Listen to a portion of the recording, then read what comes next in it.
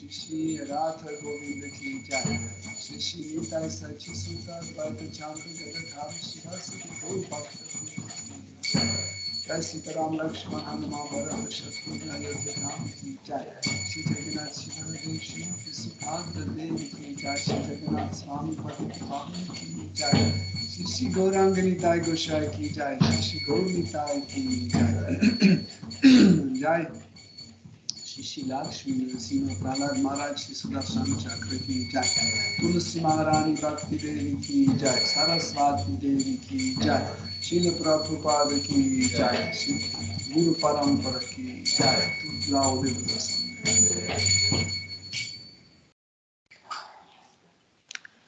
Om Ajnanati Mirandasya Jananjana Shalakaya Chakshurun Militam Yena Tasmai Shri Gurave Namaha Shri Chaitanya Manobishtam Tam Yena Bhutale Upakadamayam Dadati Svapadantikam Vandeham Shri Guru Shri Yuta Padakamalam Shri Guru Vaishnavanscha Shri Rupam Sagrajatam Sagana Raghunatham Vitam Tam Sajivam Sadvaitam Savadutam Parijana Saitam Krishna Chaitanya Sahagana Lalita Shri Vishakam Vitamscha He Krishna Karuna Sindhu Dinabandhu Jagatpate Gopesha Gopika Kanta Radha Kanta Namostute Tapta Kanchana Gourangi Radhe Vrindavaneshwari Vrishabhanusutte Devi Pranamami Hari Priye Vancha Kalpatarubhyascha Kripa Sindhubhya eva cha Patitanam Pavanebhyo Vaishnavebhyo Namo Namaha Nama Om Vishnu Padaya Krishna Prestaya Bhutale Shrimate Bhaktivedanta Swami Niti Namine Namaste Sarasvate Deve Gauravani Pracharine Nirvishesha Shunyavadi Paschatya Deshatarine Jai Shri Krishna Chaitanya Prabhu Nityananda Shri Advaita Gadadhara Shivasadi Gaura Bhakta Vrinda Hare Krishna Krishna Krishna Hare Hare Hare Rama Rama Rama Hare Hare Hare Nama Eva Kevalam Kalo Nasteva Gatiranyatana. Est-ce qu'il y a une nécessité pour traduire? Non? Tout le monde comprend français. Patita, tu vas prendre froid mieux. Viens ici. Ouais, je pense que tant qu'il n'y a personne, on n'a pas besoin de faire accueil. Je reste là au cas où. Ouais. Parce que tu es déjà un peu malade.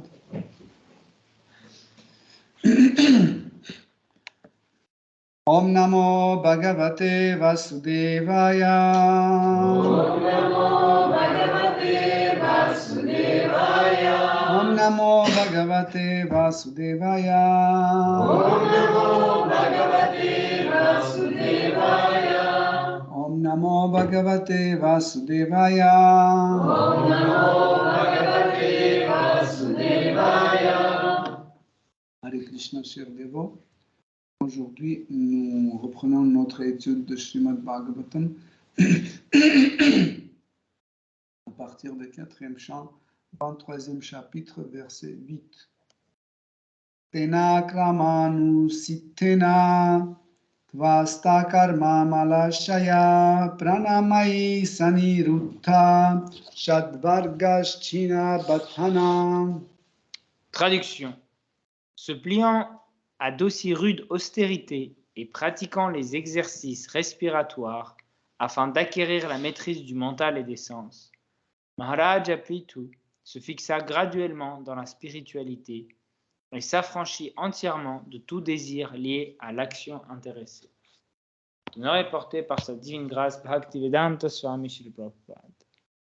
Le mot pranayama est ici d'une grande importance, puisque généralement, les hatha yogis et les ashtanga yogis pratiquent les exercices du pranayama, sans toutefois en connaître le but.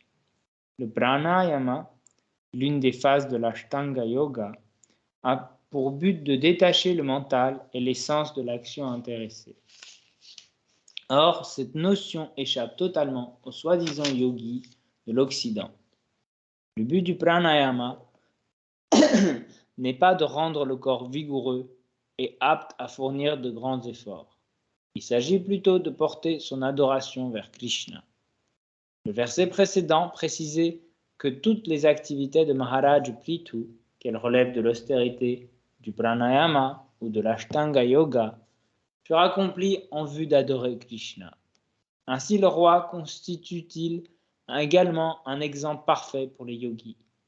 Toutes ces activités tendaient à satisfaire Krishna, le Seigneur souverain.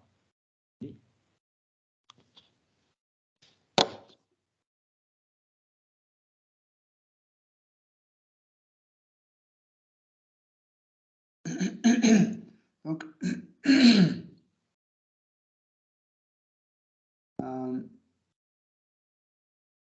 donc nous sommes dans l'épisode où Prithu Maharaj, après avoir laissé laissé gouverner en fait l'empire qui régnait à ses fils et à ses successeurs, avec son épouse Archie Devi, il est allé dans la forêt appelée Tapomana, ça veut dire la forêt où nous faisons de l'austérité. Donc, si vous vous souvenez, on a dit que c'était des forêts protégées par les kshatriyas, spéciales pour ce but-là.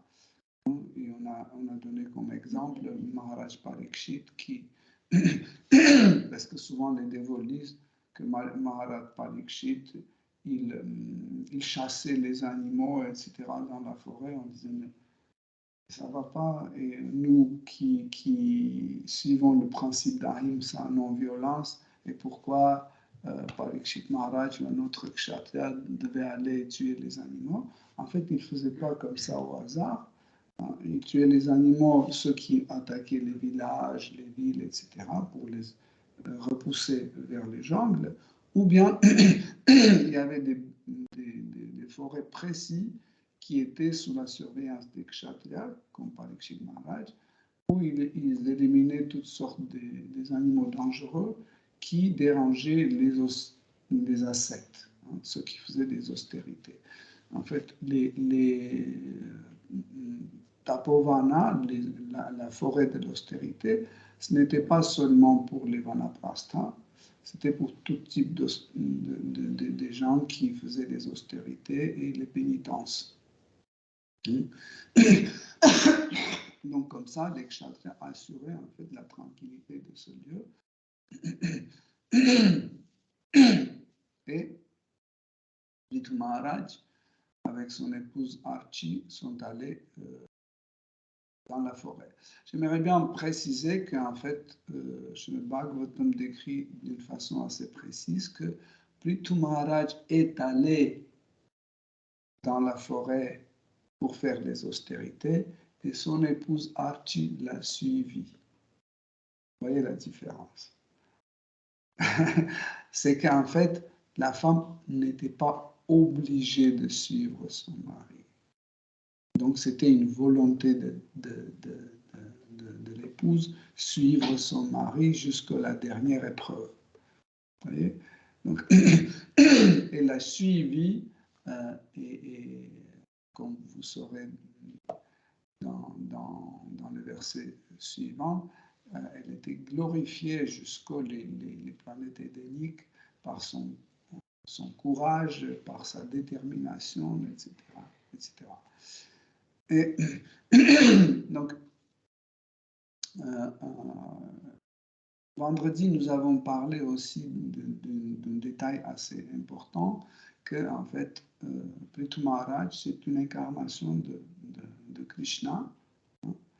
Et nous avons dit qu'il n'avait pas besoin de faire les austérités. Donc, pourquoi nous faisons austérité? Parce que nous avons un but à atteindre. La libération, ou Krishna Prema, ou autre chose. Mais de quoi avait besoin Prithu Maharaj? Pourquoi il faisait des austérités? Parce que, en fait, Krishna aime bien aussi sentir le goût de certaines activités qui sont adressées vers lui. Comme par exemple, des fois, Krishna prend la forme ou le rôle d'un dévot pour venir et faire le service dévotionnel.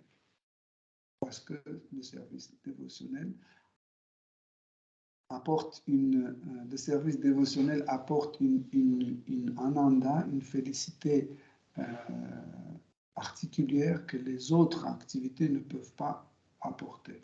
Par exemple, Shri Balaram, il est un des premiers expansions de Krishna, une des premières manifestations de Krishna qui prend la forme de serviteur de Krishna. Pourquoi? Pour sentir le goût de service dévotionnel, pour sentir le goût de bhakti. On ne peut pas sentir le goût de bhakti sans être engagé dans le bhakti ou sans être touché par le bhakti. Okay?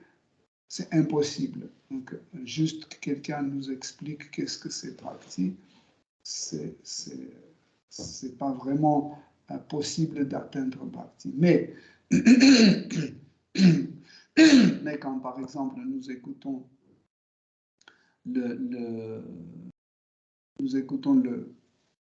l'histoire de Prahlad Maharaj, dans lequel on voit le comportement, la conduite d'un dévot, d'un pur dévot comme Prahlad Maharaj, là, nous participons, c'est Shravanam, c'est une des formes de Bhakti, nous participons dans ce processus et automatiquement on ressent ce goût. Si Krishna ne sert pas, si Krishna ne s'engage pas dans le Bhakti, il ne peut jamais sentir le goût de Bhakti, même s'il est Krishna. Donc qu'est-ce qu'il fait? Il prend l'humeur de Srimati Radharani pour sentir ça. Il prend la forme de Shri Balarama. Par la suite, il descend dans ce monde matériel comme Nityananda, comme Advaita. Il prend la forme de Advaita Acharya. Et des fois, il utilise cette forme qu'on a appelée Avirbhava. Je ne sais pas si vous vous souvenez, on a parlé de Avirbhava. Quand Krishna est présent dans le corps d'un dévot, entièrement, il est présent dans le corps de son dévot.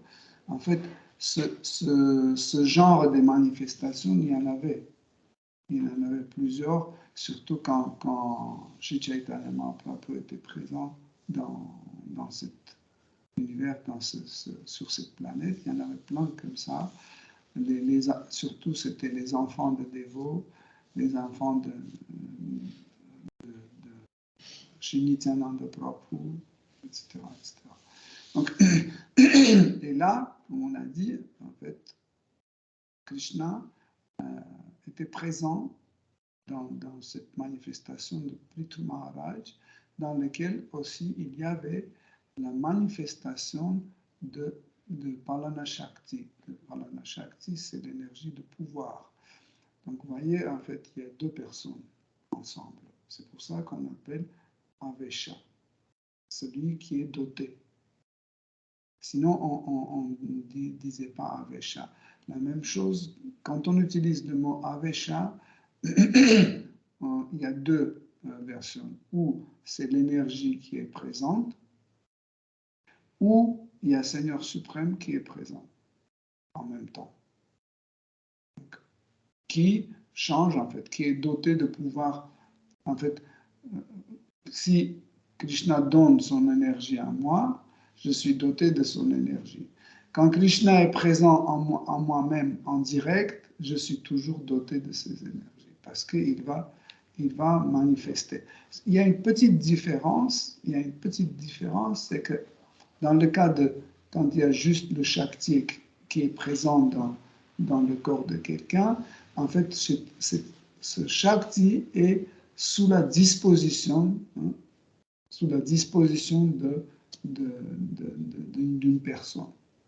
Mais quand Krishna est présent en personne, donc il peut manifester tout type de Shakti, mais c'est lui qui, en fait, décide. Vous voyez la différence? L'âme spectatrice, c'est ça. Hein? L'âme est pas vraiment spectatrice, elle est spectatrice aussi, mais aussi, c'est comme si elle fait ça.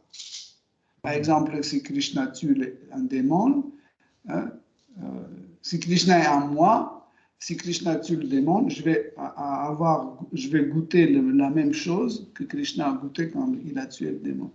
Vous voyez? Quand Krishna va manger le prasad, c'est moi aussi je vais manger le même prasad. C'est comme, en fait, c'est pour ça qu'un dévot peut aussi avoir ce type de réalisation, où il peut faire partie du corps de Krishna, mais d'une façon intérieure.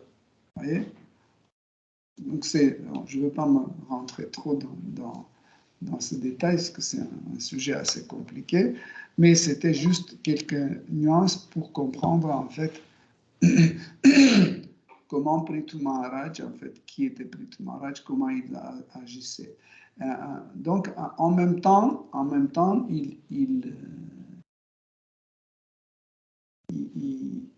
son austérité, ce n'était pas juste une austérité pour atteindre une perfection. Et comme Srila Prabhupada explique dans ses commentaires, c'est que atteindre une perfection, ça veut dire atteindre bhakti.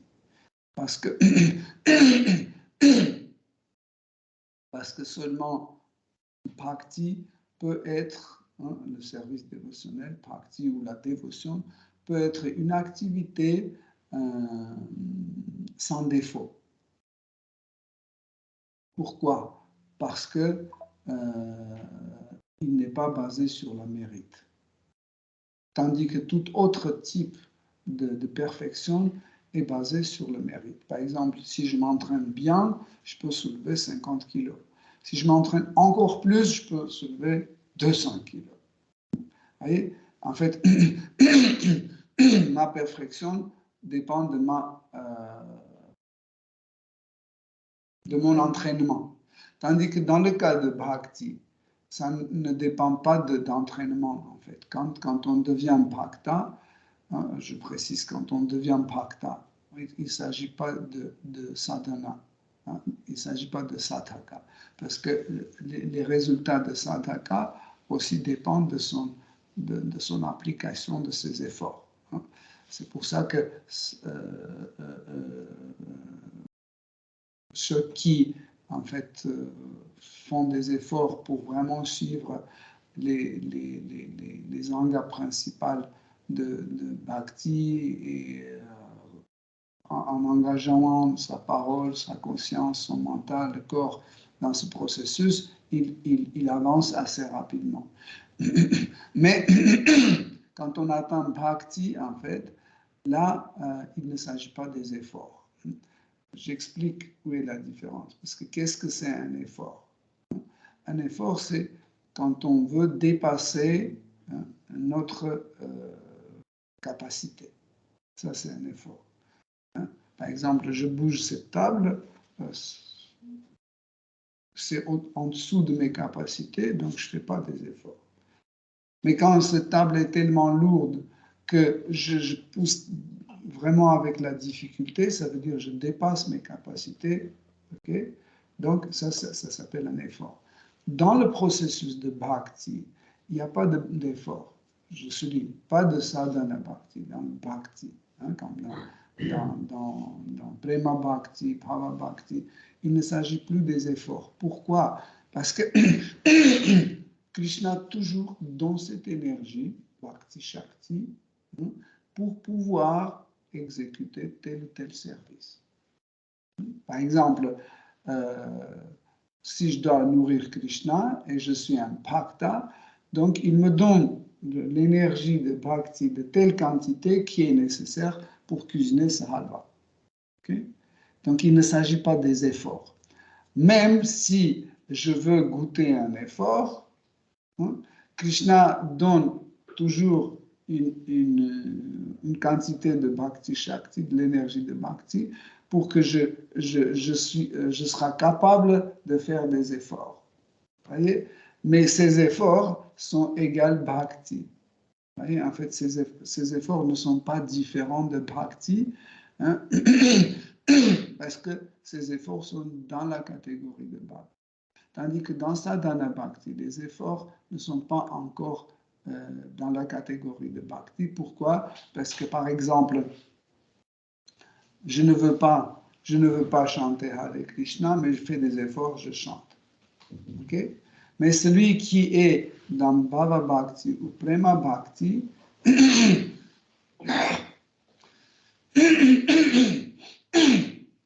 même si c'est dur pour lui, dans quel sens c'est dur? Parce que je ne sais pas, sa bouche est subie une intervention chirurgicale, où il est tombé, il s'est cassé le mouchoir, où il y a des boutons sur la langue ou autre chose. Et donc, mais il le fait. Et en fait, cette douleur, en répétant Hare Krishna, cette douleur ne lui décourage pas de continuer à chanter, c'est le contraire. Ça lui apporte plaisir et l'encourage encore plus. Vous voyez, une nuance est assez importante. Okay? Donc, Prithu Maharaj, pour ressentir toutes ces nuances-là qu'on vient d'expliquer, en fait, il a ordonné Yoga Maya, l'énergie interne, pour qu'elle l'influence de telle façon pour qu'il sent qu'il dépasse ses capacités. Parce que les capacités de Krishna sont sans limite. Par exemple, pour Krishna, faire pranayama ou contrôler les fluides d'air, c'est rien du tout. C'est même pas la peine de contrôler. Il fait ça, ça se contrôle tout seul. Mais si ça contrôle tout seul, il ne va pas sentir le goût d'austérité, le goût de pénitence, vous comprenez? Pour cela, qu'est-ce qu'il doit faire? Il ordonne Yoga Maya pour que Yoga Maya l'influence, pour qu'il ne se sente pas aussi fort, pour qu'il se sente vraiment quelqu'un qui doit faire des efforts pour contrôler ce truc-là. Et quand il commence à contrôler ces fluides d'air, et pour Krishna, il a ce goût d'austérité duquel il réjouit. Hein. Comme par exemple quand Krishna est tout petit, hein, il a 1 an, 2 ans, son père demande de lui apporter des chaussons. Et Krishna prend ses chaussons, c'est très lourd pour lui. Il met sur sa tête comme ça, et il va, et son père, il est en admiration en voir comment son fils fait des efforts pour lui. Mais qu'est-ce que ça veut dire porter des chaussons pour Krishna? Il pouvait juste dire les chaussons, allez, vous mettez sur les pieds de Nanda Maharaj. Et les chaussons pouvaient aller tout seuls, automatiquement, vous voyez? Mais pour sentir, en fait, ce goût de relation avec son père, qui était son dévot, pur dévot, pour servir son père, pour ressentir ça, il faut qu'il sorte de cette position de Dieu la personne suprême.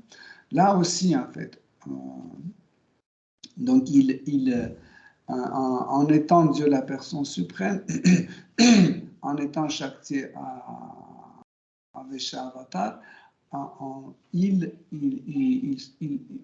grâce à Yoga Maya, il se mettait dans cette position pour pouvoir faire des efforts, pour donner les exemples aux autres. Aussi, vous savez que quand, par exemple, un comédien, il joue dans un film ou sur la scène, c'est très important qu'il rentre dans ce rôle. Et des fois, par exemple, il y a une femme actrice qui joue le rôle d'une femme qui a perdu son mari et il commence à pleurer. Et des fois, les actrices ou les acteurs rentrent tellement fort dans leur rôle parce qu'ils pensent qu'ils ont vraiment perdu leur mari. Parce qu'ils rentrent dans cet état d'esprit. Hein. Et si vous vous souvenez, c'était la description de Bhava, c'est l'état mental, hein, qui apparaît au moment quand les sens entrent en contact avec l'objet de sens. Et en fait, ce contact provoque un état mental. Et cet état mental commence à faire un changement au niveau du corps et au niveau d'esprit. Quand je dis esprit, vous comprenez mental, intellect et le faux ego. Souvent, quand dans la philosophie, vous rencontrez le mot esprit, en général, surtout des philosophes européens ou occidentaux, il utilise le mot esprit pour tout ce qui est pas dur, mental, conscience, faux ego, etc., etc. Tout ça, c'est considéré comme esprit. Okay? Nous, on dit corps subtil. Okay? Mais pour eux, c'est esprit et la plupart des philosophes occidentaux, ils considèrent aussi que ça, c'est l'âme. L'âme, c'est l'esprit en même temps. Ou la manifestation, certains pensent que c'est l'esprit. L'esprit et l'âme elle-même, certains pensent que l'esprit, c'est la manifestation de l'âme. En fait, l'esprit est produit par l'âme. Différents types. Pas les trop déranger les philosophes occidentaux, on va parler de Prithu Maharaj. Donc, là, en fait, Prithu Maharaj, il nous a montré qu'en fait, les pranayamas, c'est pour contrôler le mental. Pourquoi, en fait, nous contrôlons le mental avec le pranayama? Parce que le mental est tout le temps agité. Quelle est l'agitation du mental?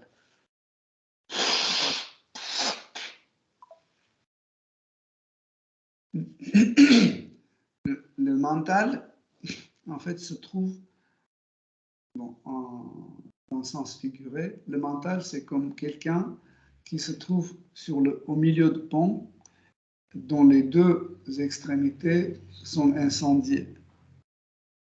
Vous pouvez imaginer? Oui. Donc, il va là, il va brûler, il va là, il va brûler. Ouais. Donc, c'est ça la situation de mental. Pourquoi? Parce que dès que mental, il se dirige vers l'extérieur de nous, il est excité par plein de trucs autour. On dit, OK, je vais rentrer vers l'intérieur. Il rentre dans l'intérieur, à l'intérieur, il y a 10 000 fois plus de choses qui lui excitent. Vous voyez? Et c'est ça, en fait, il se trouve dans cette situation-là. Alors, quel est en fait le but de pranayama? C'est qu'il reste au milieu du pont et il ne bouge pas. Non, c'est entre guillemets, hein, c'est dans le sens figuré. Qu'est-ce que ça veut dire? Ça veut dire qu'il doit rester là où on va le mettre. Et le mental, en fait, il peut tourner dans notre corps avec l'air vital. Qu'est-ce que ça veut dire tourner? le mental est partout dans notre corps. Il a la même forme que notre corps grossier. Mais un des aspects du mental, c'est l'attention. C'est l'attention qui est... Donc, l'attention peut se déplacer dans le mental dans différents endroits. Ça ressemble beaucoup quand vous prenez la photo. Quand vous prenez une photo sur votre appareil, okay, il a le système de autofocus, etc. Mais si vous voulez que le focus sera là ou là, vous appuyez dans cette partie-là ou cette partie-là. Hein.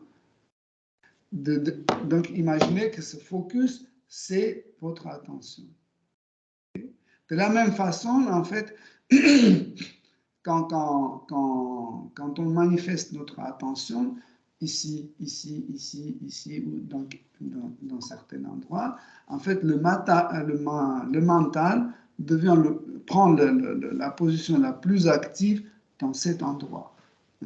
Mais aussi c'est pas, je vous ai montré les parties de corps, mais aussi bien, je peux placer le focus de mon mental ou l'attention de mon mental, je peux placer dans mon intellect. Par exemple, sur un chutney qui se trouve dans mon intellect, ou sur ma mère, ou sur mes enfants, mais aussi je peux placer l'attention de mon mental, je peux placer dans mon intellect sur Krishna. En fait, qu'est-ce que ça veut dire placer l'attention quelque part précis? C'est grâce au fluide d'air. Donc les fluides d'air, par exemple, maintenant je place mon attention sur mon oreille, cela veut dire les fluides d'air commencent à tourner de telle sorte que le mental est activé ici. Si je veux changer l'endroit d'activation de mon mental, je sais pas, sur mon nez, donc les fluides doivent être changés pour que l'attention soit sur mon nez ou ailleurs. Okay? Pour cette raison, en fait, les yogis, ils commencent à pratiquer pranayama pour contrôler le fluide, pour pouvoir déplacer en fait l'attention de leur mental sur l'objet de la méditation. Et comme le verset d'aujourd'hui et le verset précédent décrivaient, donc le but de ce déplacement d'attention du mental est de placer sur Seigneur suprême pour le contempler et pour faire plaisir à Krishna. Donc, on peut dire, mais Krishna n'a pas besoin de ces austérités. Qu'est-ce que ça lui ajoute? Mais Prithu Maharaj faisait ces austérités pour faire plaisir à Krishna comme un exemple pour les autres. Surtout pour les kshatriyas. Parce que les kshatriyas, en général, leurs activités étaient l'activité les plus, comment je peux dire, le plus grand risque, hein, les professions de risque, quand on dit, profession à risque, etc.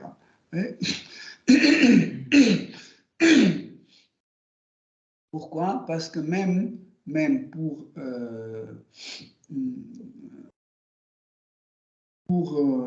surveiller en fait l'ordre ou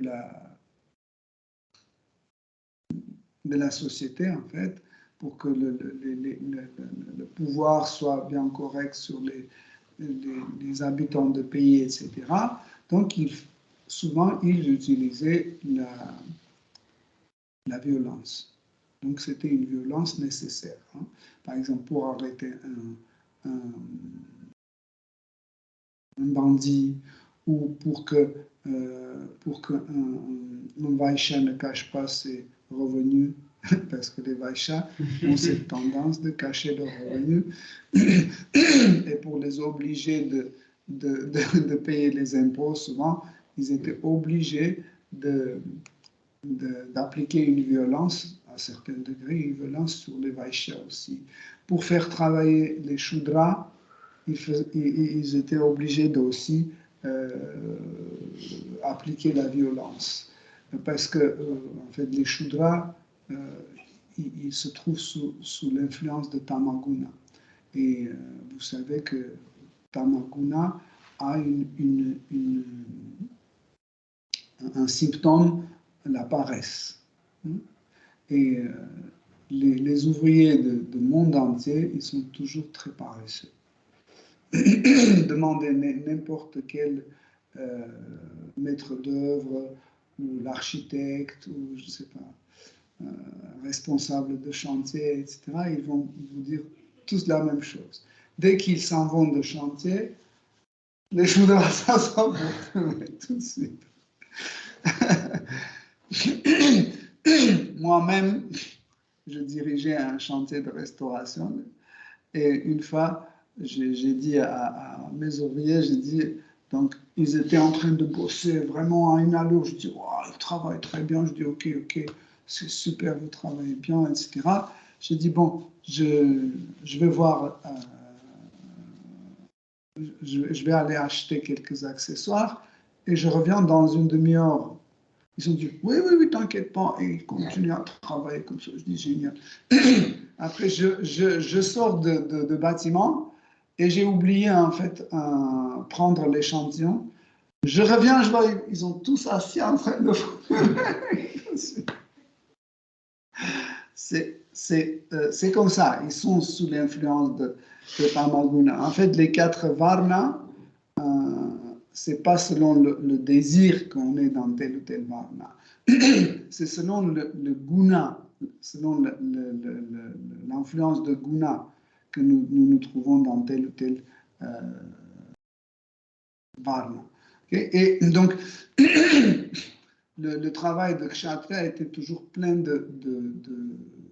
d'applications de violence et des fois, parce qu'il se trouve sous l'influence de Rajaguna, de passion, et la passion a un symptôme de trismernes, comment on peut dire.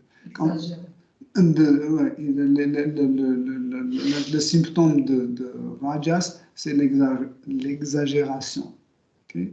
Et souvent, les kshatriyas, ils n'arrivaient pas bien à faire les calculs et des fois, le châtiment ne correspondait pas à crime. Donc, ou c'était le crime était plus grand que le châtiment, ou c'était le châtiment qui était plus grave que le crime. Vous voyez? Donc, automatiquement, durant leur activité, ils accumulaient beaucoup de péchés. Okay? Et en général, vers 50, 60 ans, ils laissaient leurs activités et ils se dirigeaient à Tapovana pour faire les austérités, pour être pardonnés par Krishna. Voilà. Donc,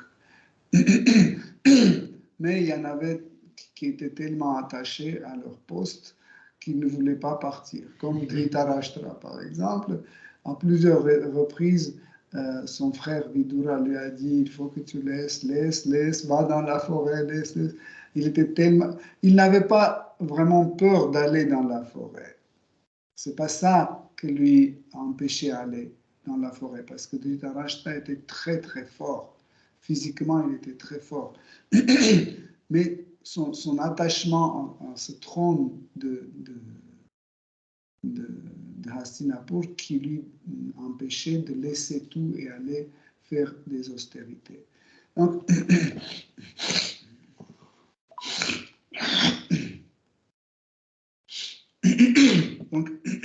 et ici, dans ce verset, Maitreya Muni explique que, en fait, Prithu Maharaj a atteint le but de la vie, hein, et en fait, quand il a atteint le but de la vie, dans son corps, soit grossier, soit subtil, il n'avait plus aucun désir pour l'activité karmique. L'activité karmique, c'est l'activité où on veut être bénéficiaire. Ça veut dire qu'une activité égoïste. Okay. Je fais, ça me revient. Je fais, ça me revient. Vous voyez? C'est comme ça. Action, réaction, action, réaction. Donc, lui, il est arrivé à un niveau où il n'avait plus de désir, plus aucun désir de faire quoi que ce soit pour sa propre bénéfice. Oui. En général, hein, quand on arrive dans la conscience Krishna, au départ, quand on est un sadhaka, on pratique les règles et prescriptions, quand même, nous avons ce désir de toujours être bénéficiaire.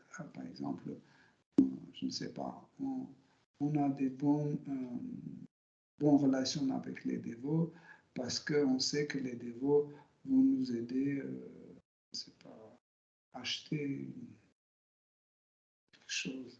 Ou je suis bien avec Guru parce que Guru va me donner une initiation.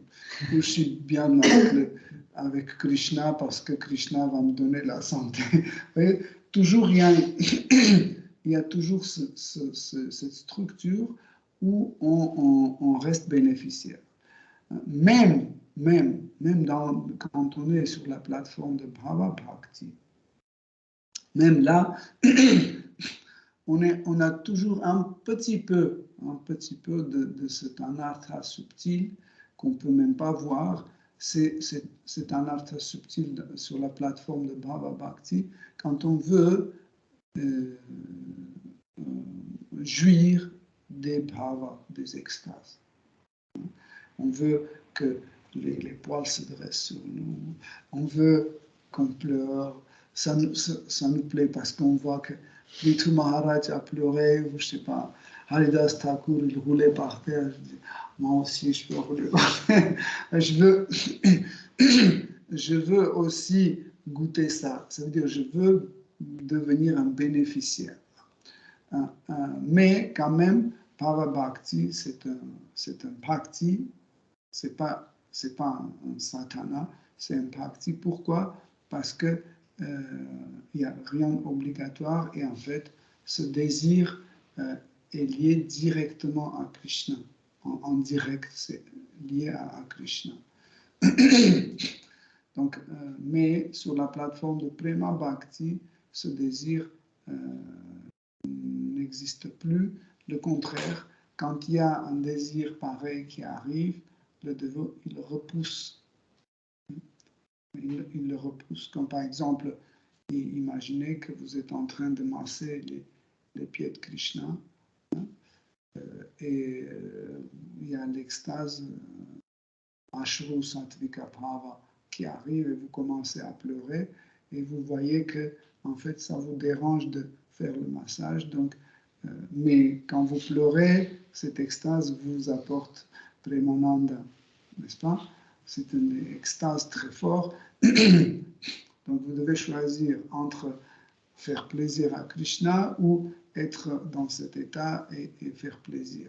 Donc c'est souvent les dévots, ils repoussent en fait cette extase, ils repoussent pour pouvoir continuer servir Krishna. Donc, mais ça ne veut pas dire que les purs dévots sur la plateforme de Prema Bhakti, ils ne manifestent pas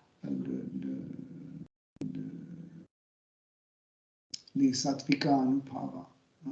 Les sattvika anubhava peuvent être manifestés et par bhavuka bhakta et par rasika bhakta. Les deux peuvent. Mais ils ne sont... Celui qui est sur la plateforme de Prema Bhakti, en fait, il ne remarque même pas qu'il est sattvika. Donc c'est une particularité de Rasika Bhakti. Donc on va lire le verset suivant.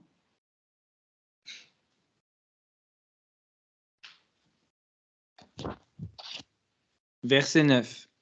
Ainsi Maharaj Prithu, le meilleur d'entre les hommes, adopta la voie d'élévation spirituelle préconisée par Sanat Kumara. En d'autres termes, il adora Krishna, le Seigneur suprême.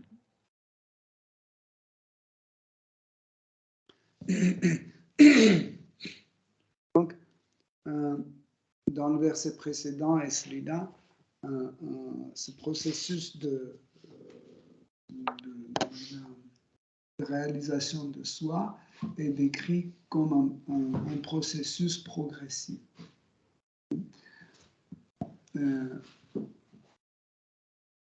Ce processus progressif, en fait, il a deux points importants. Le premier point important, c'est l'acquisition de savoir, de la connaissance. Et deuxième point, c'est l'application de ce savoir. Okay? Et quand nous arrivons à l'appliquer dans notre vie, cela nous amène à la réalisation. Si on n'applique pas ça dans notre quotidien, nous serons un gyani. Juste celui qui accumule même pas un gyani, moins que gyani. Ça veut dire on va juste collectionner la connaissance comme comme les professeurs d'université, etc. Il y a beaucoup de professeurs d'université qui étudient la Bhagavad Gita, qui connaissent bien Srimad Bhagavatam, tout ce qui est écrit dedans, mais ils sont ni bhakta, même pas yogi, même pas un personnaliste. Pourquoi? Parce qu'ils n'appliquent pas ça. C'est juste, ils disent que oui, dans la Bhagavad Gita, c'est écrit comme ça, dans Srimad Bhagavatam, c'est écrit comme ça. Mais le reste, ça ne leur intéresse pas. Okay? Mais celui qui commence à appliquer en fait ça, il commence à réaliser certaines choses que nous ne pouvons pas réaliser sans qu'on les applique. Donc, le bon shishya, ou le bon élève, c'est celui qui applique immédiatement, immédiatement après, dès qu'il a entendu de son gourou. Dès qu'il a entendu ça de gourou, il essaie de l'appliquer tout de suite. Dès que l'occasion se présente, tout de suite, il essaie de l'appliquer. C'est la meilleure façon. Pourquoi? Parce que si on dit, ah oui, c'est bien, un jour je vais appliquer, quand je serai à ce niveau-là, etc., etc. Non. Même quand on entend que Guru dit des choses assez compliquées, on doit méditer dessus, on doit essayer d'appliquer. Même si en appliquant ce qu'on n'a pas bien compris ou mémorisé, nous faisons des fautes, on va avoir de la réalisation, parce que les erreurs aussi apportent une certaine réalisation. Mais se tromper, c'est pas un péché. Le péché, c'est une mauvaise intention. C'est ça le péché. Par exemple, on peut cuisiner une salade et parce qu'on n'est pas au courant, on met un peu de vinaigre dedans.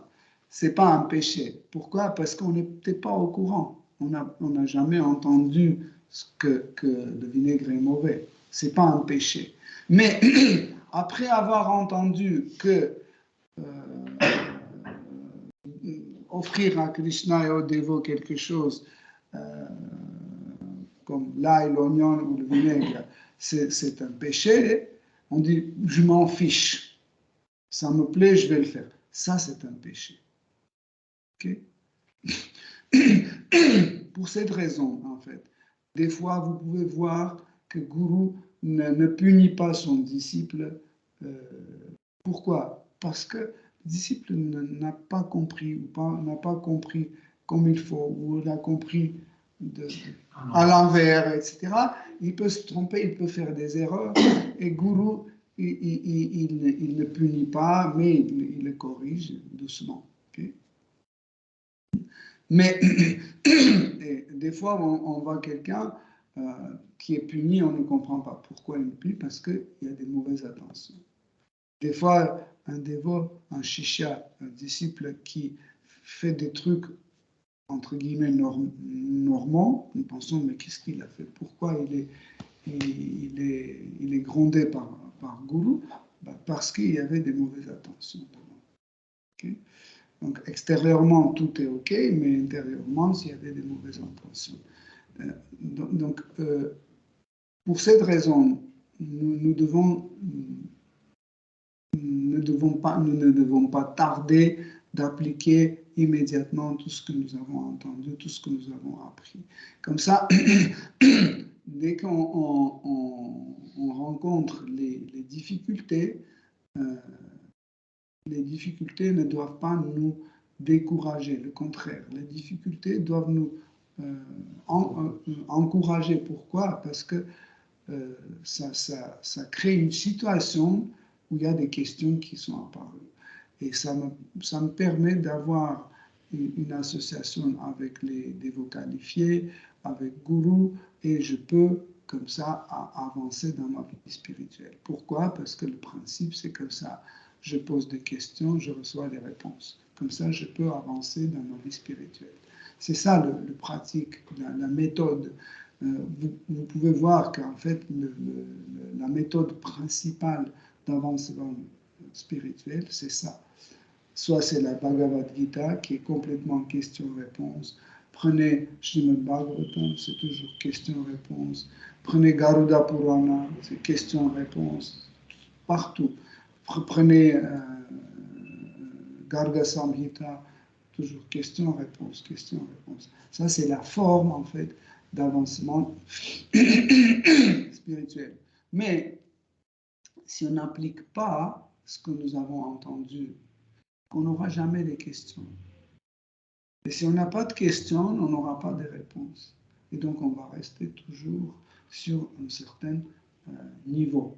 Et ce qui est encore pire, que la vie spirituelle a une particularité. Si on n'avance pas, on régresse. Il n'y a pas de progrès, donc ça veut dire qu'il y a un régresse. Okay? Régression. Ça veut dire ou on avance ou le contraire. Vous ne pouvez pas rester comme ça. Pour avancer, il faut pratiquer. Il faut mettre tout en pratique. C'est ça le principe. Donc, Krishna ne l'oblige pas, l'homme, de copier sur les autres. Guru, pareil, il ne force pas le disciple à copier sur lui. Mais il veut toujours que son disciple fasse des efforts. Chaque fois, quand on essaie de nous dépasser nous-mêmes un tout petit peu plus, c'est une réussite. Ça veut dire nous avançons dans la conscience Krishna. Srila Prabhupada disait que chaque nuit, quand vous allez vous coucher et vous réalisez que vous n'avez rien appris de nouveau aujourd'hui, rien réalisé, donc considérez cette journée comme une journée 20 qui est passée. Vous pouvez considérer comme quoi que cette journée était inutile, elle est passée pour rien. Donc, souvent à la place de critiquer dans notre tête les autres, donc on doit critiquer nous-mêmes aussi. C'est important. C'est important. Pourquoi? À partir du moment quand nous commençons à avoir un regard vers nous, comme vers les autres, en fait, cela nous permet, en fait, de comprendre qu'est-ce que nous ne faisons pas correctement. Pourquoi? Parce que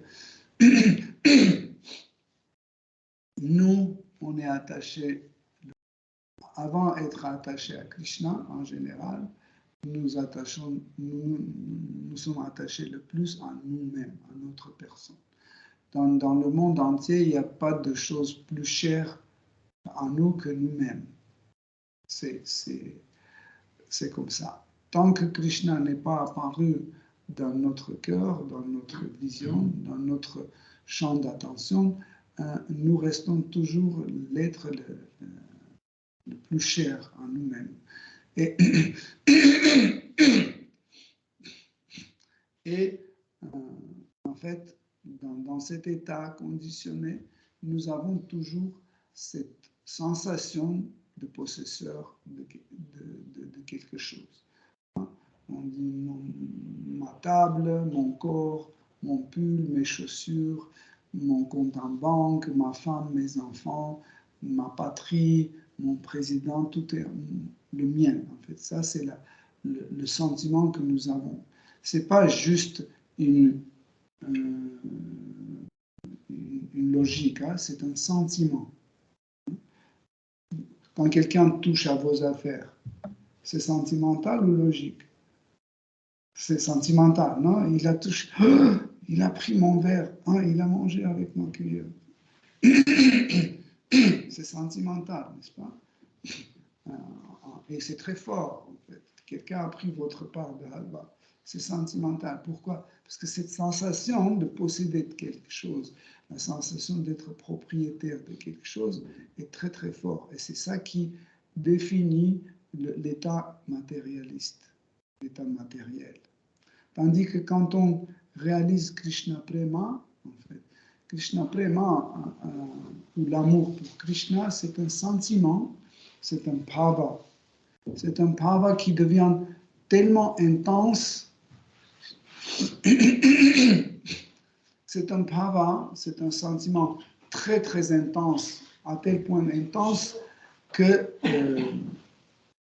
le dévot commence à avoir un sentiment que Krishna est sa propriété. Oui? C'est ça, en fait, la différence entre Bhava Bhakti et Prema Bhakti, c'est que quand on est sur la plateforme de Prema Bhakti, donc nous avons ce sentiment que Krishna est notre propriété. Nous n'avons rien. La seule chose que nous possédons, c'est Krishna. Le dévot commence à perdre ce sentiment qu'il possède quelque chose. La seule chose qu'il sent, c'est qu'il possède Krishna. C'est Krishna sa propriété. Ça, c'est Prema. Hein? Ça, c'est Prema. Oui. Dans l'état de Prema Bhakti, donc, il commence à sentir que Krishna est sa propriété. Peu importe le rasa, chaque rasa a son degré de ce sentiment, de Prema Bhava. Donc, par exemple, celui qui est en Shantarasa, par exemple, dans la relation neutre avec Krishna, il sent que Krishna est sa propriété, mais il dit aussi qu'il est la propriété des autres. Donc, ça ne veut pas dire qu'il est privé de ce sentiment que Krishna est sa propriété. Il a ce sentiment, mais ce sentiment n'est pas aussi fort que quand on est dans Dasya Rasa. Et dans Dasya Rasa, nous pensons que c'est mon maître. Krishna est mon maître, et Krishna est mon maître, et pour les autres, il est maître aussi, mais il est le mien. Il est un maître pour les autres, mais il n'est pas leur maître, il est le mien. Vous voyez la nuance? Il est le maître pour tout le monde, mais ce maître qui est le maître pour tout le monde, il est le mien. Vous voyez la nuance? Pareil comme un sakra, hein, un ami de Krishna, qu'est-ce qu'il pense? Hein? Il pense que c'est vrai que Krishna fait amitié avec tout le monde, tout le monde est ses amis, en fait, il a amitié avec les autres, mais il est mon ami. En réalité, il est mon ami avec qui les autres font amitié. En fait, tout le monde est ami de mon ami. C'est comme ça. Dans la tête. Voyez? Ou comme par exemple dans rasa conjugale,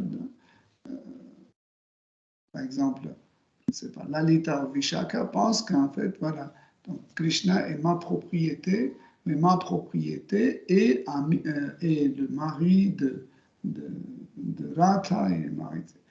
Et vous ne pouvez pas changer ça, même si on est conscient, comme par exemple Mère Yashoda.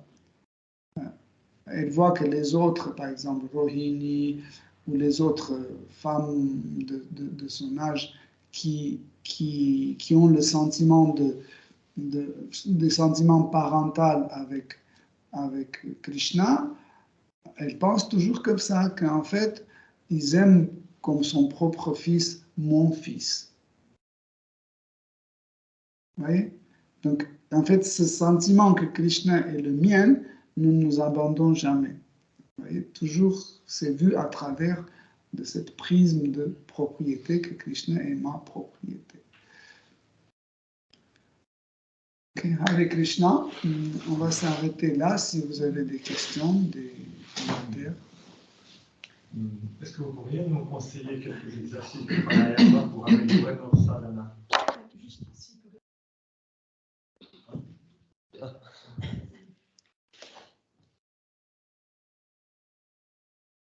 Pourriez-vous nous conseiller quelques exercices de pranayama qui permettraient d'améliorer notre sadhana?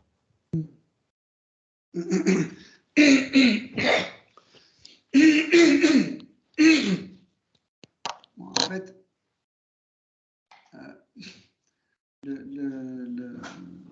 le système de pranayama, il est assez grand. Il y a beaucoup d'exercices dedans. Mais selon le cas, en fait, vous pouvez pratiquer certains. Par exemple, il y a un pranayama qui est bien pour ceux qui ont beaucoup de sécrétions dans leur sinus, parce qu'ils aiment bien manger des gâteaux, des sucreries, etc. Et ils ont beaucoup d'accumulation ici. En fait, pour libérer les sinus, vous pouvez faire ce pranayama. Donc, vous inspirez et expirez comme ça.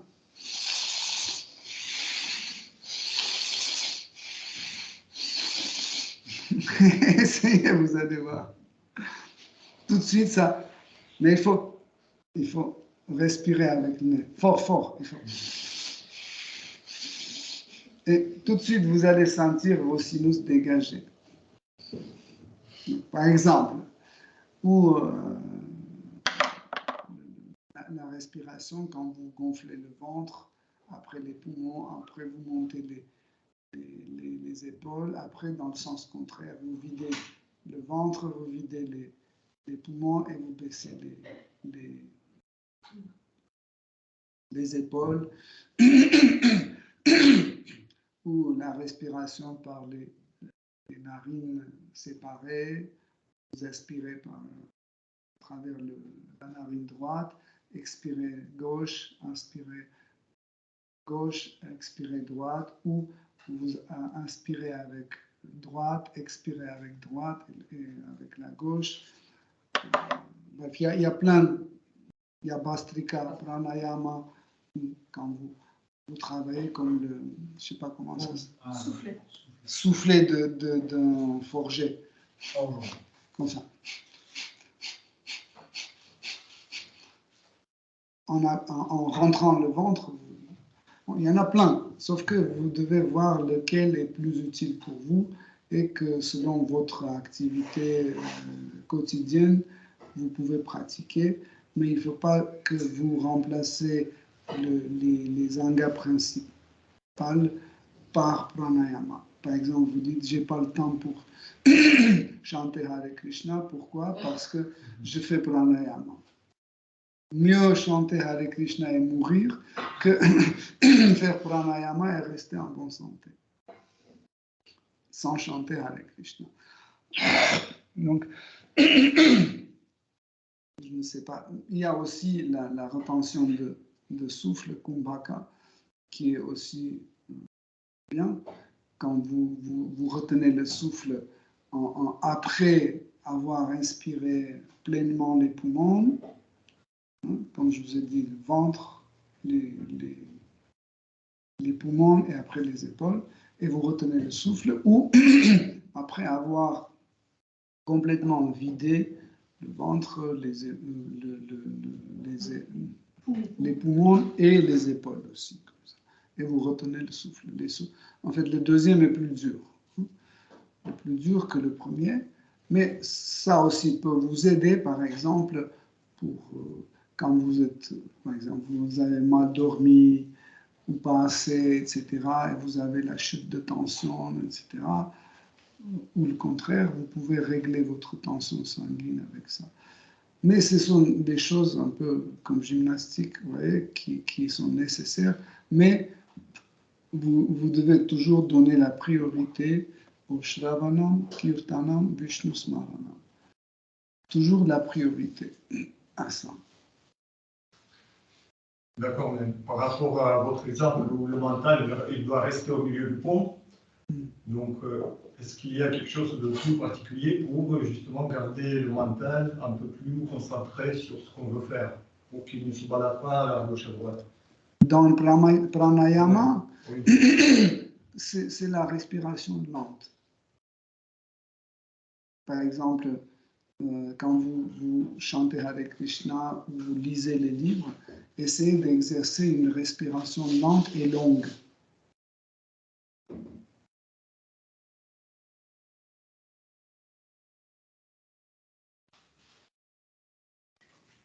Essayez, vous allez comme ça, ouais, lentement. En fait, je vous montre avec ma main pour que vous voyez, ouais.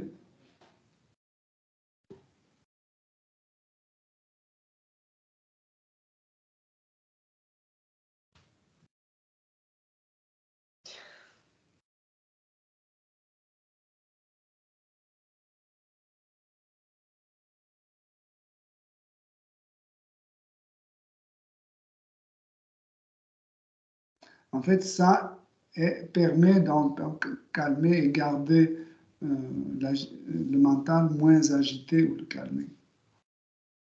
Quand vous voyez que votre mental est très agité, vous n'arrivez pas, fermez les yeux, restez et essayez de pratiquer une respiration lente et longue.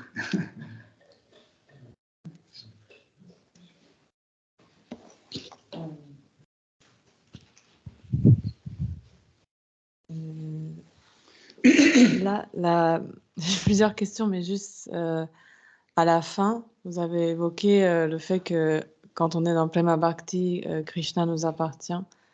Mais par exemple, dans Sadhana Bhakti, il faut avoir la conscience que rien ne nous appartient et que tout est à Krishna. Dans les ustensiles de cuisine, tout, notre maison, notre corps. Et donc, c'est peut-être un peu une question un peu vague, mais comment se fait cette transition entre un état où rien ne nous appartient, en fait, parce qu'on est impur, enfin, on a encore cette conscience possessive, donc on dit, OK, rien ne m'appartient, et après, petit à petit, du coup, on arrive à un état où... Les relations entre les êtres vivants se forment par Samvit Shakti. Donc, c'est Samvit Shakti qui forme les relations entre les êtres vivants. Donc, quand je dis être vivant, entre nous et Krishna, c'est aussi une relation entre les êtres vivants parce que Krishna est aussi un être vivant. Hein? Donc, Chaitanash, c'est l'être conscient. Donc, entre les deux êtres conscients, nous pouvons établir une relation à travers ou à l'aide ou via Samvit Shakti, l'énergie de la conscience ou de la connaissance. Donc, quand on étudie notre Siddhanta, on connaissez qu'est-ce que c'est Siddhanta. En fait, Siddhanta, ça c'est les principes,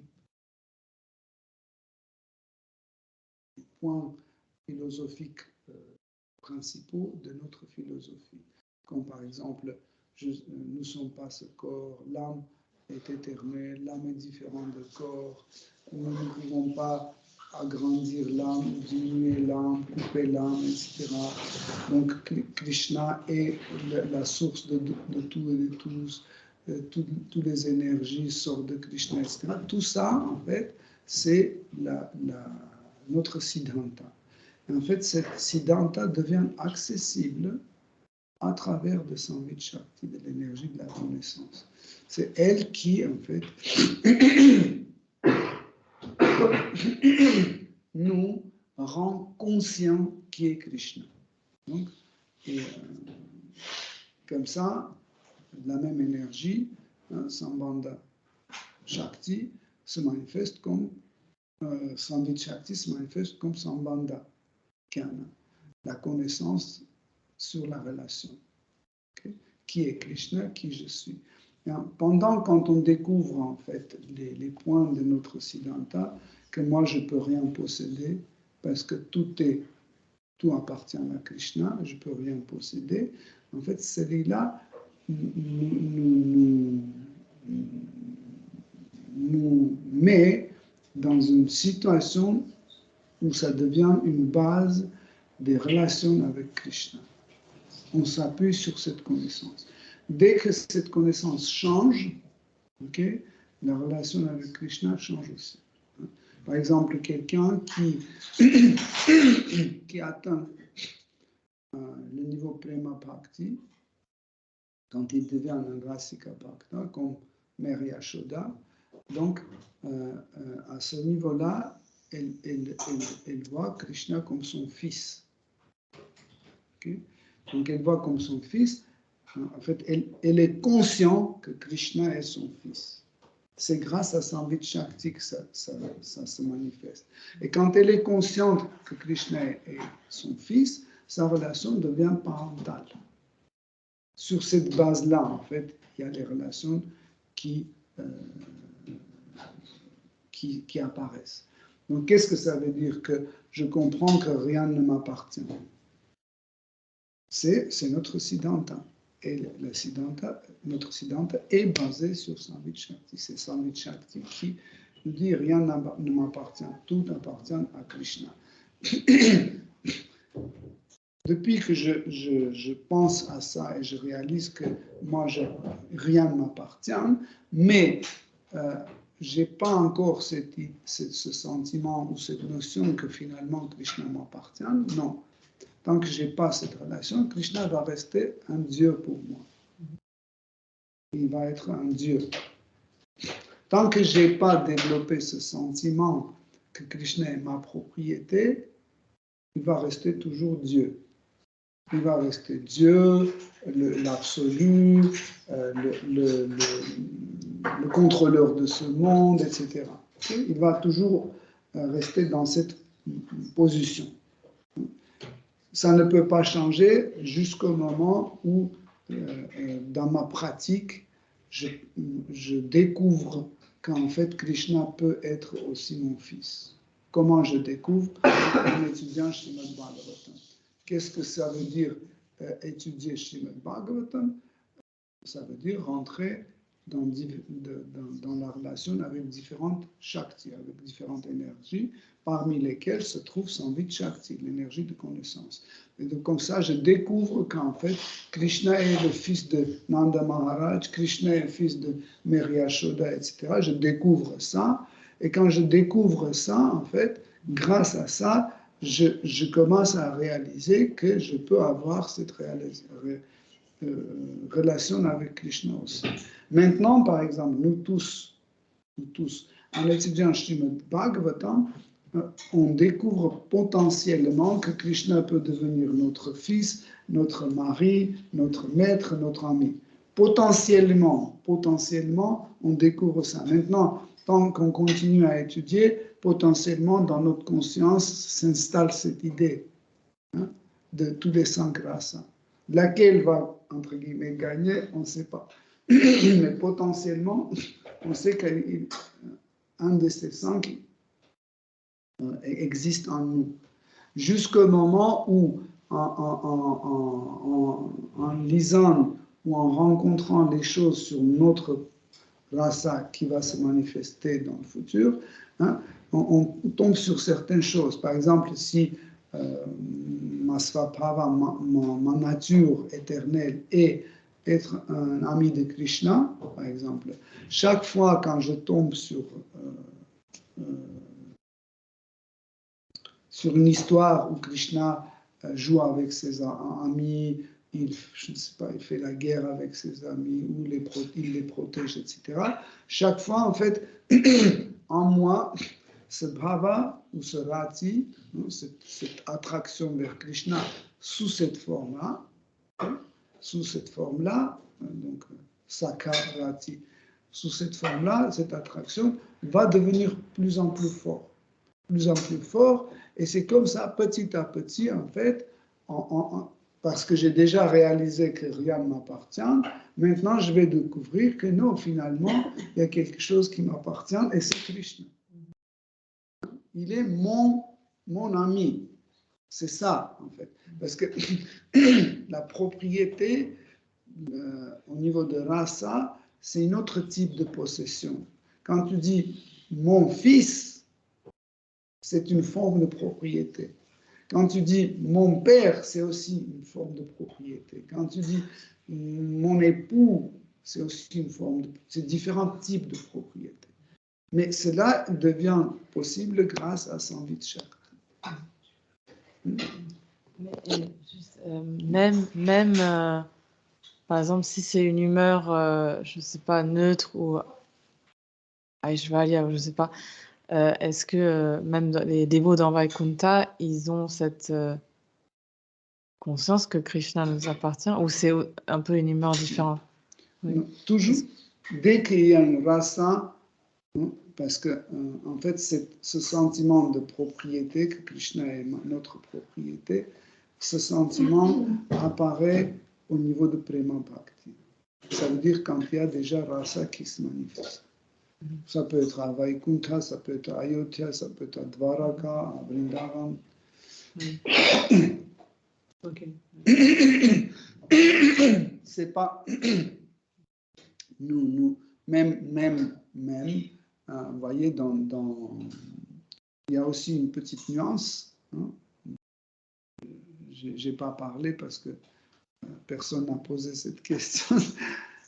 Aussi il y a un autre type de propriété, c'est quand nous sentons propriété de Krishna. Parce que je dis Krishna est à moi, et je peux aussi dire je suis le sien.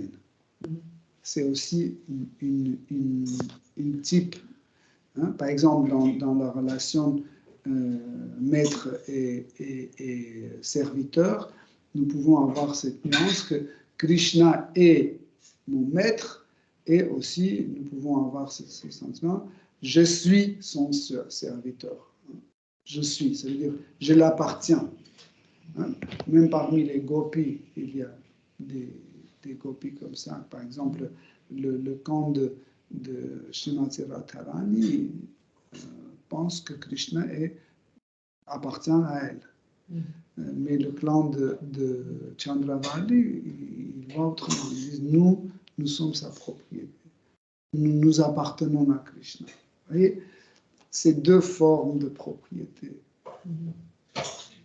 Je sais aussi lié après un vague, est-ce que je peux juste poser une autre question? C'est, vous avez Une autre question. Oui. Est-ce que je peux en continuation de ta question pour que le sujet soit Okay. Parce que là, pour la partie où tu disais la personne ne doit pas avoir le sentiment de propriété, et une question pratique, en pratique, ça veut dire la personne, il a réalisé ça, qu'il n'y a rien qui lui appartient. Est-ce que s'il a réalisé ça, est-ce qu'il doit se trouver dans un état de vie comme les six Goswami où réellement ils sont rien, où il peut vivre avec sa maison, avec sa voiture, mais dans ce cas-là, on pose la question, si quelqu'un arrive, dit, tu as réalisé que tout appartient à Krishna, je vais vivre dans ta maison. ton mari et mon mari, ton sac et mon sac. S'il a réalisé, lui appartient pas, à ce moment-là, il ne peut pas dire que... Comment, voilà, correctement comprendre juste cette partie-là? Par exemple, imaginez que ce pratiquant est un impersonnaliste. Donc, qu'est-ce qu'il dit? Il dit, rien ne m'appartient, ni cette table, ni cette chaise, rien ne m'appartient. J'ai pas des enfants, j'ai pas ils disent rien ne m'appartient, et comme ça, il ne prend aucune responsabilité. Même sur ces... Quand, par exemple, quelqu'un prend un sannyas, okay, un personnaliste, il se retire de tout type de responsabilité. Il dit que j'ai aucun pays, j'ai aucune responsabilité. Il n'y a plus de responsabilité pour lui. Okay?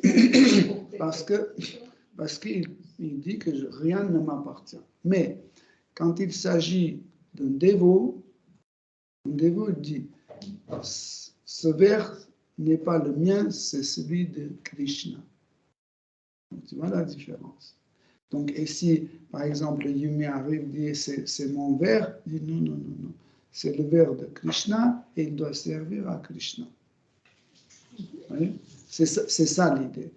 C'est pas que seulement moi qui peux faire servir ce vers dans la conscience Krishna. Peu importe, c'est mon téléphone, tu arrives, tu me prends et tu l'engages dans le service dévotionnel, pas de problème. Peu importe, c'est moi qui l'engage dans le service dévotionnel, ou toi, ou l'autre. Peu importe, il n'y a pas de différence. Sur le niveau de Bhakta, il ne met pas la différence. C'est moi qui l'engage dans le service dévotionnel ou autre. Toi, tu parles de non-engagement, tu parles d'exploitation et de profit. Tu vois la différence?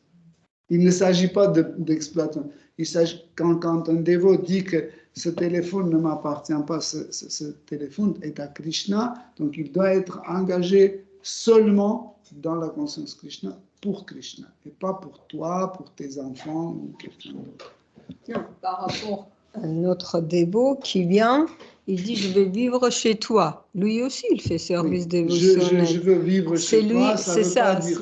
Je dis un petit peu théâtral parce que oui, si c'est à Krishna, je viens vivre sans te demander parce que ça appartient pas à toi. Et tu peux lui répondre, la rue aussi appartient à Krishna. Tu peux dormir dans la rue. Chez les voisins aussi, c'est à Krishna, tu peux aller dormir là-bas. C'est pas la question. Vous savez que n'importe qui peut venir et peut spéculer. Si vous n'êtes pas fort dans votre siddhanta, on peut vous exploiter comme on veut. Parce que quelqu'un qui vient qui dit ton mari, mon mari aussi, je vais servir ton mari comme une femme, donc il n'y a rien qui t'appartient, ça appartient à Krishna. Ça, c'est un profit. Ça, c'est un profit, c'est pas un service dévotionnel. C'est pour ça, parfois, les dévots se posent des questions quand on dit qu'est-ce que ça veut dire rien ne m'appartient, quelle est la réalité. Il ne faut pas mélanger l'engagement dans la conscience Krishna et le profit personnel. C'est deux choses complètement différentes.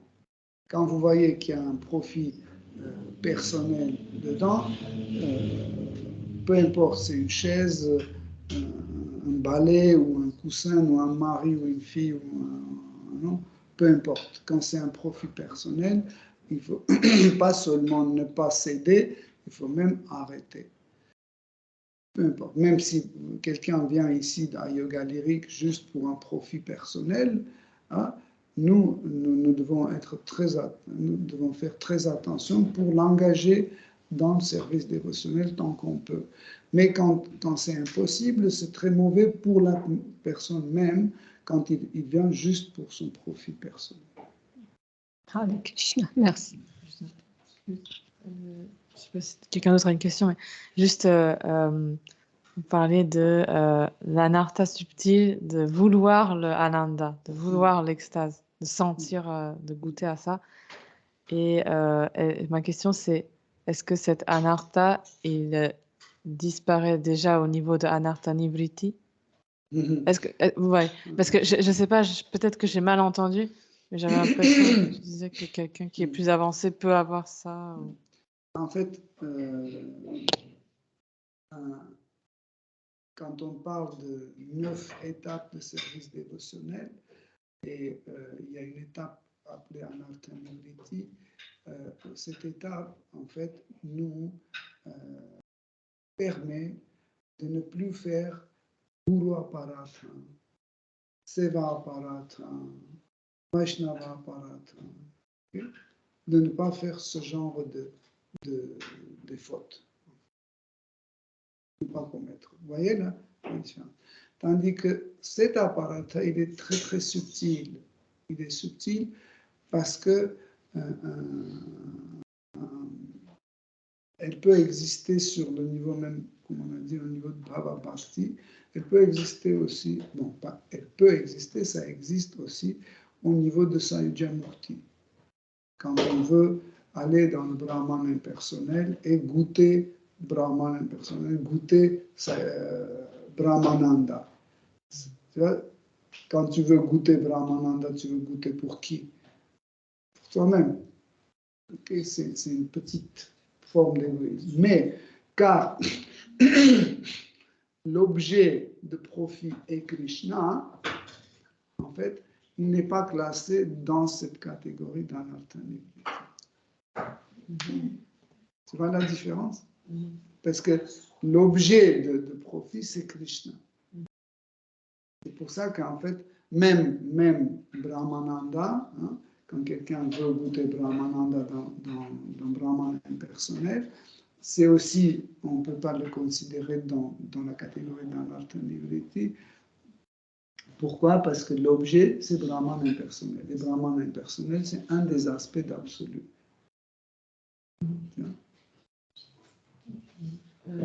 Ça veut dire que quelqu'un qui est dans Bhava Bhakti, il peut avoir ce désir de goûter à l'extase. Oui, oui. Mais quelqu'un, par exemple, à Prema Bhakti, il n'a même plus ce désir-là, c'est ça? Il veut juste... Non, il n'a pas de Ça, désir, mais cette extase peut manifester. Oui, il se manifeste, mais il n'a pas... Il ne cherche pas. plus ça, en fait. Il ne se cherche pas. Donc, c'est une différence entre Prema Bhakti et Une des différences entre Bhava et Prema Bhakti, okay. une des différences, c'est comme ça qu'en fait, dans Bhava Bhakti, quelqu'un peut désirer les pravas, les extases. Hein. Okay. Dans ce cas-là, on utilise le mot prava comme extase. Parce qu'en fait, qu'est-ce que c'est Prema? Prema aussi, c'est un prava, mais très intense. Oui. Okay. Merci. Est-ce qu'on peut dire que la plus grande différence entre Bhava Bhakti et Prema Bhakti, que dans le Bhava Bhakti, on ne connaît pas encore notre rasa. Et dans le Prema Bhakti, c'est là où vraiment... C'est une des différences aussi. Donc il y a beaucoup de différences, mais ça aussi, c'est une des différences.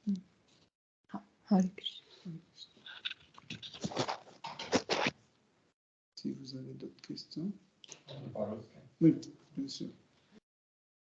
Je vais traduire.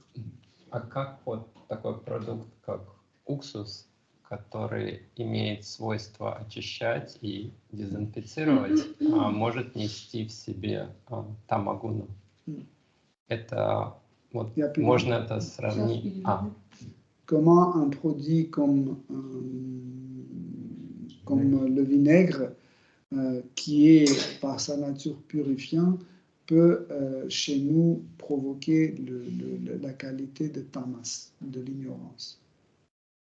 Это можно сравнить, вот как, допустим, есть энергия, и она может использоваться как для любви, так и для ненависти.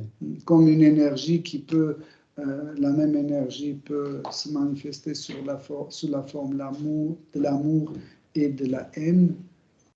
И в зависимости от того, в какой мы там гуне находимся или какое у нас умонастроение, мы используем эту энергию, чтобы либо показать любовь, либо показать ненависть. Et selon l'affectation des trois gunas, on peut montrer, avec la même énergie, on peut montrer ou l'amour ou la haine.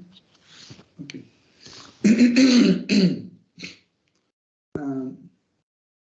En effet, chaque objet qui se trouve dans le monde matériel est influencé et affecté par trois gunas, par l'ignorance, la passion et la vertu. il y a certains produits qu'on considère comme les produits alimentaires qui ne sont pas produits alimentaires, mais qui sont les médicaments naturels.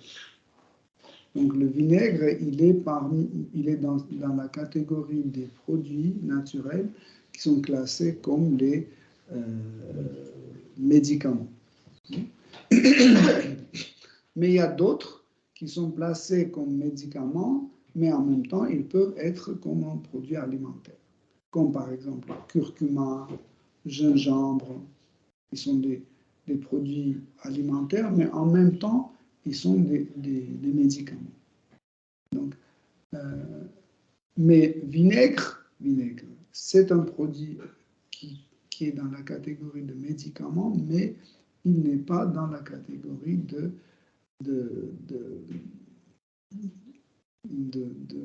d'alimentation.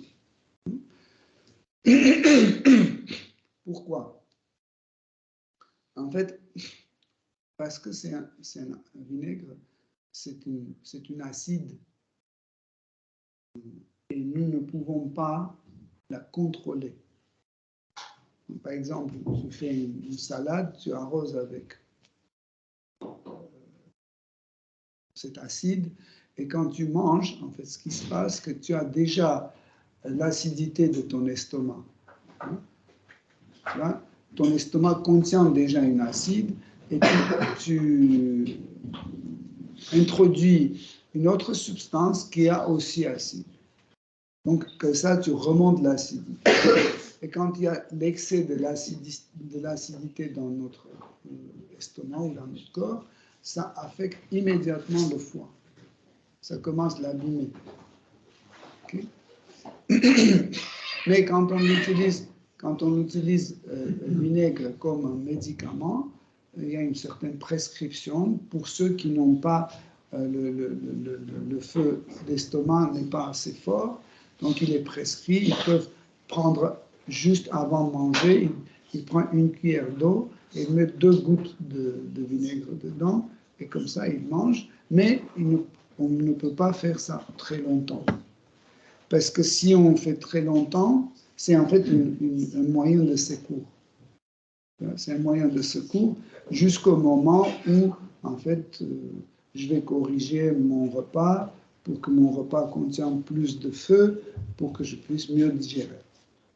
Mais par exemple, imagine que ton feu d'estomac est très faible, okay, et tu as comme alimentation, tu as juste les pommes de terre à manger, qui ne contiennent pas de feu. Comment tu vas faire? Donc, pour cela, en fait, il faut ajouter, par exemple, du gingembre, mais tu n'en as pas. Piment, tu n'en as pas.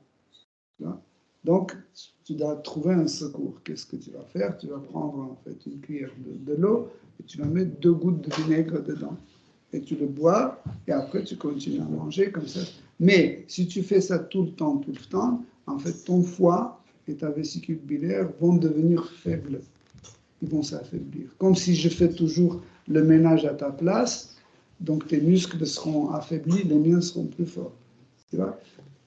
Pareil. Donc, et aussi, en fait, les acides, dès qu'ils dépassent un peu, ils font sur notre corps un effet analgétique, on dit. Analgisant ou analgétique? Analgésique? Oui. Analgésique. Ça veut dire on est un peu drogué. Tu vois? Des fois, certaines substances peuvent provoquer cet effet quand on en prend beaucoup. Par exemple, le miel. Le miel, il est un produit, entre guillemets, normal, vous prenez, mais il contient beaucoup de feu. Mais il suffit de le prendre un peu plus qu'il faut, donc ça remonte l'acidité du corps très, très fort, et en fait, il agit comme une drogue. On peut s'enivrer avec le miel. Antalgique. En français, analgésique, c'est en anglais. Ah, antalgique en français. OK? Donc, ou, par exemple, le lait, qui est un produit complètement sattva-guna, un produit vertueux. Un produit vertueux. Mais dès qu'on dépasse notre dose, donc, le lait commence à faire chuter notre tension sanguine, mais il chute de telle façon qu'on devient comme drogué. Par exemple, si vous prenez 1 litre de lait d'un seul coup, hein, dans une seule prise comme ça, vous pouvez être comme drogué. Donc, tout dépend quoi, en quelle quantité, dans quel cas. Mais si on a tout ce qu'il faut, on n'a pas besoin d'aller secourir, par exemple, imagine que j'ai une faible feu d'estomac, okay, et j'ai du miel. Pourquoi je dois prendre vinaigre si j'ai du miel? Je vais prendre une petite cuillère de miel juste avant le repas. Je vais la bien tourner dans ma bouche pour que ça se mélange avec la salive. J'avale et 1 minute après, tout de suite, je commence à manger. Parce que si je ne mange pas tout de suite après, ce qui peut se passer, c'est qu'il peut abîmer les parois de mon estomac parce que le feu commence à être fort.